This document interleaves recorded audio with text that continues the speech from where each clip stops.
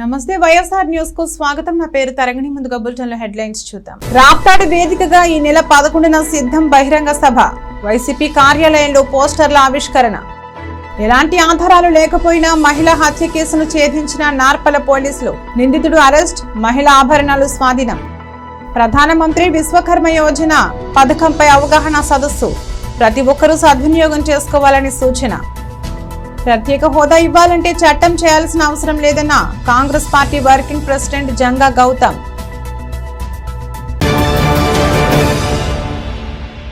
ఎన్నికల సమర శంఖారావంలో భాగంగా సీఎం జగన్ నిర్వహిస్తున్న సిద్ధం సభలకు వస్తున్న జనం చూసి టీడీపీ వెన్నులో వణుకు పుట్టిందని అనంతపురం జిల్లా వైసీపీ నాయకులు అన్నారు.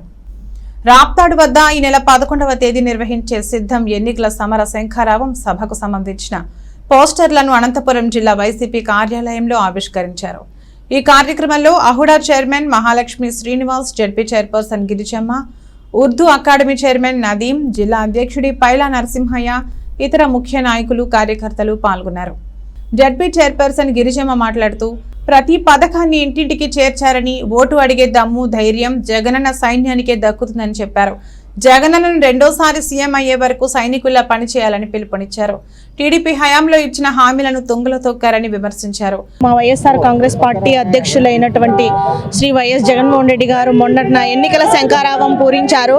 ఇది 3వ సభగా అనంతపూర్లో సిద్ధం కార్యక్రమాన్ని ఏర్పాటు చేస్తూ ఉన్నాము.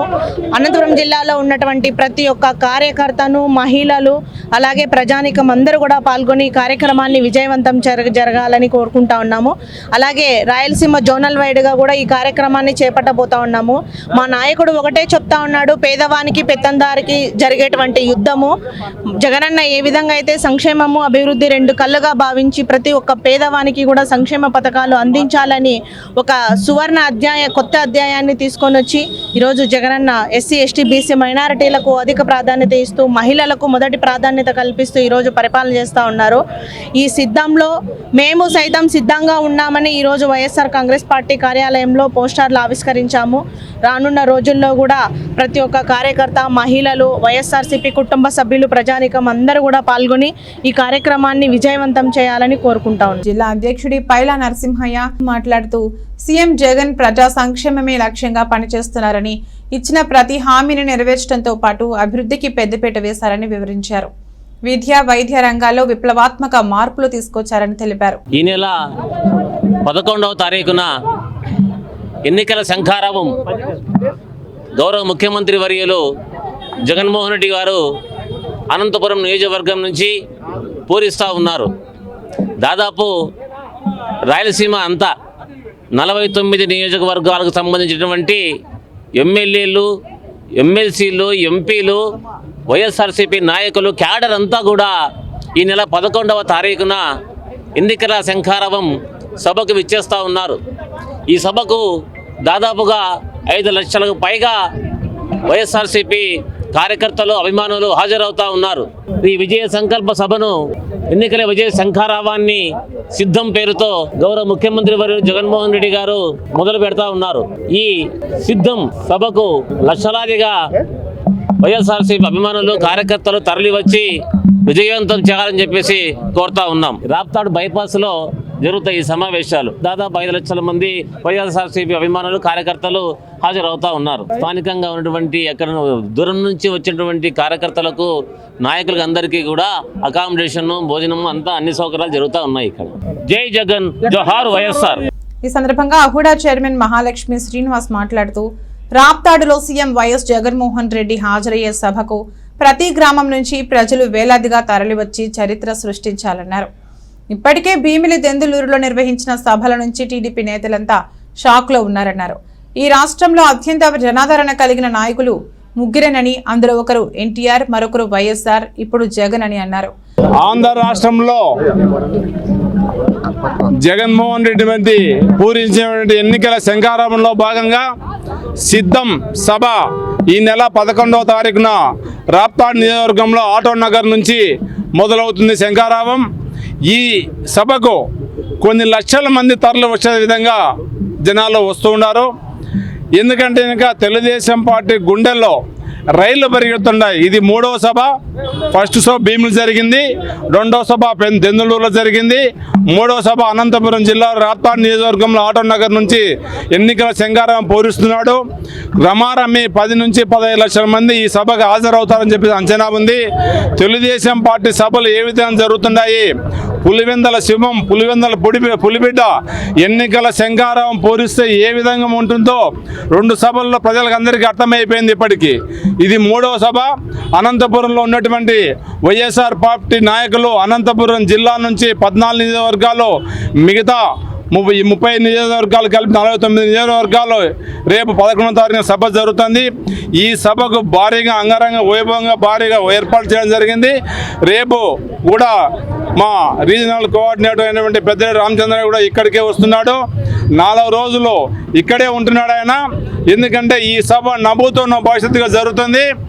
భారతదేశ చరిత్రలో కాకుండా ఆంధ్ర రాష్ట్రంలో కాకుండా జగన్మోహన్ రెడ్డికి గతంలో నందమూరి తారక రామారావు ఏ విధంగా జనం కలుస్తున్నారో, తర్వాత వైఎస్ రాజశేఖర రెడ్డి గారికి ఏ విధంగా జనం కలుస్తున్నారో 3వ వ్యక్తి ఈ ఆంధ్ర రాష్ట్రంలో జగన్మోహన్ రెడ్డి చెప్పి తెలియజేస్తున్నాను.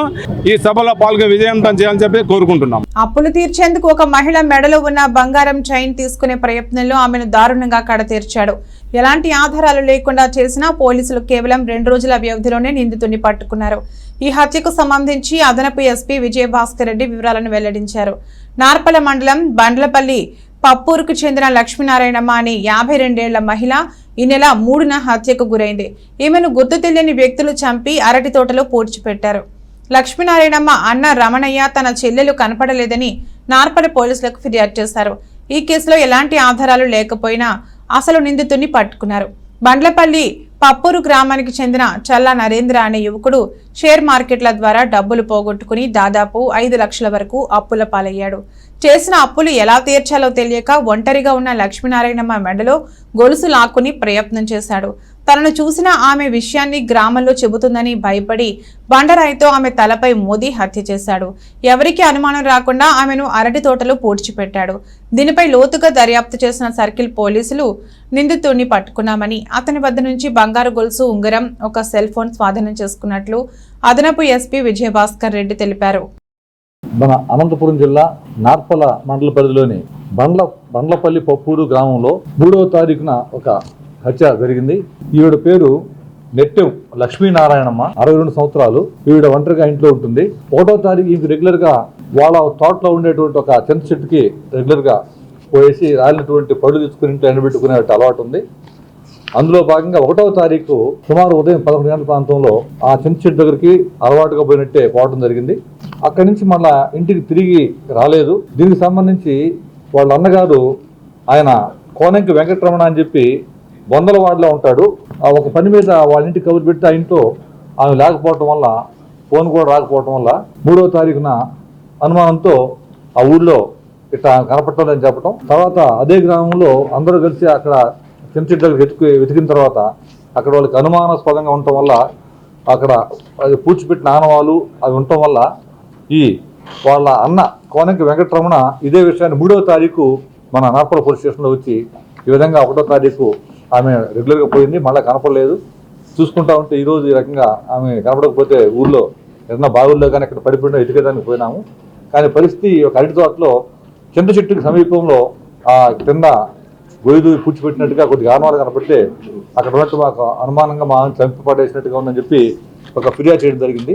అక్కడ ఎటువంటి నేరస్తుడు ఎవరైతే ఈరోజు మనం అరెస్ట్ చేసామో అతని పేరు చలా నరేంద్ర, ఎటువంటి ఆనవాళ్ళు లేకుండా, ఎటువంటి గుర్తులు లేకుండా ఆమెను హత్య చేసి ఆమె మెడలో ఉన్నటువంటి బంగారు నగ 33 గ్రాములు అది, అదేవిధంగా చేతి గాజు ఇతడిది, ఆ సమయంలో ఉంగరం మరియు మృతాసం సెల్ ఫోను ఇవన్నీ కూడా తీసుకొని అక్కడ దాదాపుగా అతను ఎటువంటి ఆధారాలు పోలీసుకు లభ్యం లేకుండా చేసే ప్రయత్నం చేసి ఆమెని హత్య చేసి అక్కడ పూడ్చిపెట్టాడు. అతి తక్కువ టైంలోనే ఈ కేసు దర్యాప్తు చేస్తున్నటువంటి మా శ్రీధర్ గారు, ఎస్ఐ రాజశేఖర రెడ్డి గారు, తర్వాత శివారెడ్డి గారు అక్కడే ఉన్న క్యాంపు చేసేసి ఈ ముద్దాయి యొక్క ఆచూకీ తెలుసుకోవడం, ముద్దాయి అతన్ని ఈ పూట మధ్యాహ్నం అరెస్ట్ చేయడం కూడా జరిగింది. అతను ఏం చేసేయంటే అతనికి అప్పులు ఉన్నాయి బాగా. ఈ షేర్ మార్కెట్లో వ్యాపారం చేసేసి రీసెంట్గా ఒక 5 lakhs వరకు కూడా అతను అప్పులు చేసాడు. అప్పుల అతని మీద బాగా ఒత్తిడి పెట్టడం వల్ల అప్పులకి దురలవాట్లకి ఒంటరిగా ఉంది కదా మహిళ 62 సంవత్సరాలు, ఆ భర్త కూడా చనిపోయి 3 సంవత్సరాలు ఒంటరిగా ఉంటుంది. దాన్ని అవకాశంగా తీసుకుని ఆ తోటలోకి, అది కూడా కనపడదు, ఒక 3 feet డౌన్లో ఉంటుంది ఆ అరటి తోట, ఎవరికి కనపడదు, అది మరుగ్గా ఉంటుంది. చూసేసి ఆ మెడలో చైన్ లాగే ప్రయత్నం చేయటం, ఆమె చూసి గుర్తుపెట్టింది కాబట్టి ఇక మళ్ళీ ఆమెని ఇక చెప్పేస్తున్న ఉద్దేశంతో మంచి బండరాయి తీసుకుని తల మీద మోది, తర్వాత ఆమెకి తల మీద మొహం మీద గాయాలు ఏర్పరిచి ఆమెని కేవలం ఈ నగల కోసం, అతని యొక్క దుర్వ్యసనాలకి డబ్బులు ఇచ్చేదాని కోసం ఆమె చంపడం జరిగింది. అతి తక్కువ టైంలో ఎస్పీ గారి యొక్క ప్రత్యక్ష పర్యవేక్షణలో మా డిఎస్పీ శివారెడ్డి గారు, మా టీమ్స్ అన్ని కూడా చేశారు. ఈ కేసులో ముద్దాయిని ఎవరిని తేల్చడంలో చాలా కష్టపడ్డారు. గ్రామస్తులు కూడా తక్కువ టైంలో ఈ కేసుని చేయించిన దానికి మాకు కూడా పోలీసు వారికి కూడా వాళ్ళు చాలా అప్రిషియేషన్ ఇచ్చినారు. కాబట్టి ఈ కేసును వివరాలు. ప్రధానమంత్రి విశ్వకర్మ యోజన పథకం ద్వారా లబ్ధిని ప్రతి ఒక్కరూ సద్వినియోగం చేసుకోవాలని విశాఖపట్నం ఎంఎస్ఎంఈఏడి మూర్తి జిల్లా పరిశ్రమల శాఖ జనరల్ మేనేజర్ నాగరాజారావు సూచించారు. పీఎం విశ్వకర్మ పథకంపై అనంతపురం జిల్లా పరిషత్ కార్యాలయంలోని డిపిఆర్సీ సమావేశ మందిరంలో అవగాహన సదస్సు నిర్వహించారు. స్వయం ఉపాధి రంగంలో కుటుంబ ఆధారిత వ్యాపారాలలో ఉన్న చేతి వృత్తిదారుల కొరకు అవగాహన సదస్సు నిర్వహించారు. ఈ కార్యక్రమంలో ప్రధానమంత్రి విశ్వకర్మ పథకం రిజిస్ట్రేషన్లు కూడా చేయించారు. ఈ సందర్భంగా ఎంఎస్ఎంఈ ఏడి మూర్తి మాట్లాడుతూ 2023 సెప్టెంబర్ 17న ప్రధానమంత్రి నరేంద్ర మోదీ చేతుల మీదుగా పథకాన్ని ప్రారంభించారని తెలిపారు. ఈ పథకం క్రింద 15,000 రూపాయల విలువ చేసే టూల్ కిట్ ను లబ్ధిదారులకు అందించి ఎటువంటి పూచీకత్తు లేకుండా 5% వడ్డీతో 1,00,000 నుంచి 3 లక్షల వరకు రుణ సౌకర్యం అందుతుందన్నారు. రోజుకు 500 రోజువారీ భత్యంతో ఉచిత నైపుణ్య శిక్షణ కూడా ఇవ్వనున్నట్లు తెలిపారు. మార్కెటింగ్ సహాయం, సర్టిఫికేట్, ఆర్టిజన్ గుర్తింపు కార్డు అందిస్తామని పరిశ్రమల శాఖ జీఎం నాగరాజు తెలిపారు. ప్రతి ఒక్కరూ ఈ పథకాన్ని సద్వినియోగం చేసుకుని స్వయం సమృద్ధి సాధించడానికి, స్వయం ఉపాధి పథకాలు ప్రారంభించడానికి కృషి చేయాలని సూచించారు. Assistant director from MSME DFO government of India, Visakhapatnam, Autonagar, Visakhapatnam అండి. ఇవాళ మనం చేసేటువంటి ప్రోగ్రాము అవగాహన సదస్సు దేని మీదంటే పిఎం విశ్వకర్మ స్కీమ్ మీదండి. పిఎం విశ్వకర్మ స్కీమ్ అనేది సెప్టెంబర్ 22 సెప్టెంబరు 2023న దాన్ని ఇనాగ్రేట్ చేయడం జరిగింది ప్రైమ్ మినిస్టర్ గారు.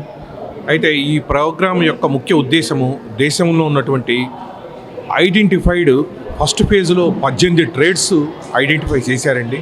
అందులో ఈ యొక్క బార్బర్స్ అని చెప్పేసి, టైలర్స్ అని చెప్పేసి, ఆ యొక్క పూలు అల్లుకునే వాళ్ళు కానీ, మేషన్ వర్క్ అంటే ఇల్లు కట్టేవాళ్ళు కానీ, అదేవిధంగా తర్వాత చేపల బుట్టలు అల్లేవాళ్ళు కానీ, చేపల వలలు అల్లేవాళ్ళు కానీ, ఈ యొక్క రాళ్ళు కొట్టేవాళ్ళు, అదేవిధంగా విగ్రహాలు తయారు చేసేవాళ్ళు, ఈ రకమైనటువంటి 18 ట్రేడ్లని కూడా ఐడెంటిఫై చేసి విశ్వకర్మలుగా వాళ్ళని ఐడెంటిఫై చేసి వాళ్ళకి 15,000 రూపాయలు నాన్ రిఫండబుల్, ఫ్రీ ఆఫ్ కాస్ట్గా ఈ యొక్క రిజిస్ట్రేషన్ అయిన తర్వాత ఢిల్లీకి వెళ్తాయి. అవన్నీ అప్లికేషన్లు కూడా ప్రతి యొక్క వార్డు లెవెల్ నుంచి, అదేవిధంగా పంచాయతీ లెవెల్ నుంచి, అదేవిధంగా గ్రామం లెవెల్ నుంచి వెళ్ళేసి వాళ్ళు రిజిస్ట్రేషన్ చేసుకున్న తర్వాత, అదేవిధంగా మన డిస్ట్రిక్ట్ లెవెల్లో వచ్చేసేసి కలెక్టర్ గారు ప్లస్ జిఎం డిఐసి గారు ప్రతి జిల్లాకి కూడా వాళ్ళు ఓకే చేస్తారు. వాళ్ళ యొక్క సిబిల్ స్కోరు ప్లస్ ఈ డిఫాల్టర్ కానటువంటి అప్లికేషన్లన్నీ కూడా ఆ యొక్క డిస్ట్రిక్ట్ లెవెల్ వచ్చిన తర్వాత స్టేట్ లెవెల్కి వచ్చేసేసి అక్కడి నుంచి